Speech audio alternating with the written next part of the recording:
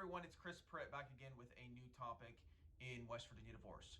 Today we are going to be continuing with a series we're doing on the alimony factors under West Virginia law. As we've discussed before, there are 20 different factors that a court can consider, and we're going through those one by one. Sometimes we're doing two in a day, and other days we're doing one, but we're trying to get through all of the alimony factors. And the court can weigh these factors in whatever way the court deems to be appropriate. The next factor we're going to be talking about today is the legal obligation of a person to care for another person or themselves.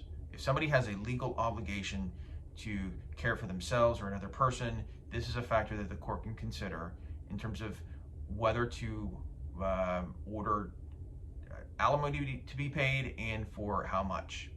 So let's say that somebody has a child from a different relationship. It might have been before the marriage, it might have been after. A court can consider this when assessing whether alimony should be paid in any way.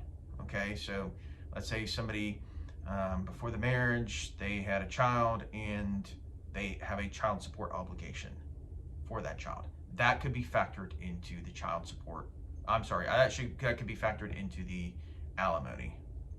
Another factor that a court is going to consider is the legal duty for somebody to care for a minor child because of their mental or physical disabilities. So let's say that you have one parent that has taken it upon themselves to care for the party's adult child who has some sort of mental disability or physical disability of some sort, and they're taking upon themselves to care for that person.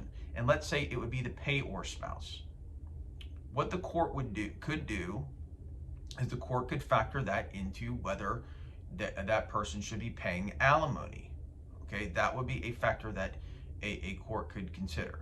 If a person who is alleged to be a person who should be paying alimony, and they have all of these expenses associated with taking care of the party's adult child, the court would certainly factor this in, and it could really impact how much the person is going to be paying in terms of alimony, or it could totally negate any kind of alimony from being required to be paid.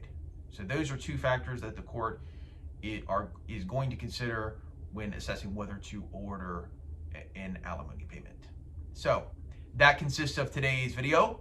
If you have any questions at all, feel free to give us a call or send me an email. Have a good day.